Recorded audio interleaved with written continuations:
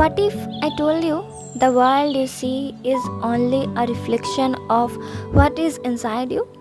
When I looked into this pond, I saw more than just water. It reminded me that life is a reflection. In the silence, I sit with myself, wondering, questioning, until a smile slowly appears.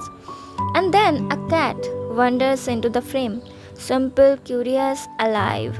The world is playful like a cat, chasing dreams, yet full of colors waiting to be seen.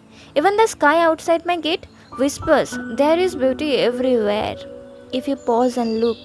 And in the end, it's just me brushing away doubts with a smile that shines even in black and white.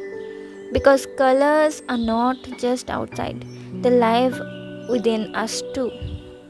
What is your thought?